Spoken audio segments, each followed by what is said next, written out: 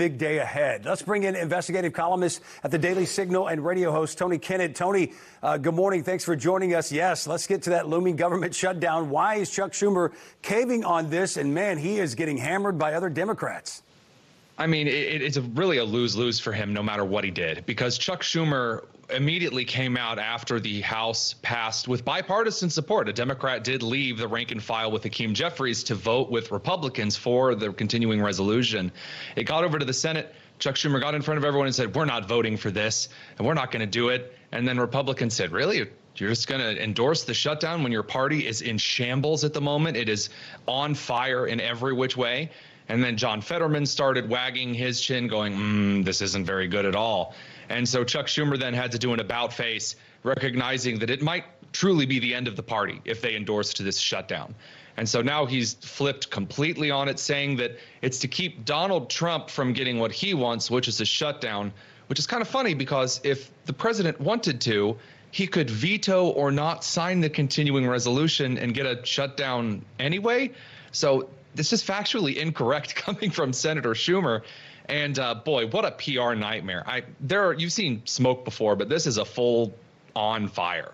Yeah. All right. Hey, let's switch gears here and talk tariffs. The back and forth is jarring for everyone. The markets have been melting down. They've just opened this morning, still down on the three major indexes. It doesn't hit home, though, for people until you hear a $20 bottle of wine from Europe might cost $60 soon.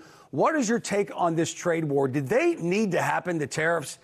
Because a lot of people are saying maybe he gets this one wrong, but I don't know. How do we end this? Because if the other countries aren't bending at all, where does this end up, Tony? So what I've been able to gather so far, looking at the various tariff policies on different countries, is that they're different cases. So the retaliatory tariffs against Colombia, against Panama, those are specific cases in which Trump wanted direct policies, and then he ended up getting those policies after setting heavy tariffs in response to actions like Colombia not taking their own illegal immigrants back, or Panama ignoring the United States, saying, hey, quit renewing contracts with China. We'll put Canada off to the side just for a second and talk about Europe. The president of the United States does not believe that the European Union deals with the United States fairly in trade. There are a lot of tariffs in place on American goods over to the European continent that Trump wants to see ended. I think that he also wants to see Europe pony up more on forms of defense resources.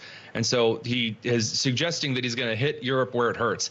And those would be on the wine exports. And regardless of what you might say on that one, that appears to be a kind of a game of chicken, who's going to cave first. Canada, I actually believe there's something that the American people aren't really being told on this one, although part of the administration says it's about fentanyl. Part of the administration says that it's about Canadian building supply tariffs. I think that this actually has to do with Chinese influence in Canada. Canada is, you see the United States and Trump joking about how Canada is the 51st state.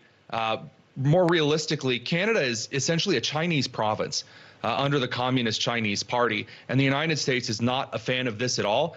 And I think that Trump's administration might be trying to address that. Yeah, he said yesterday at the Oval Office appearance with the head of NATO, we don't need anything Canada has. So, all right, Tony Kennett, thank you so much. Enjoy the weekend. We appreciate it. A busy day. Thanks, Joe. Now to the war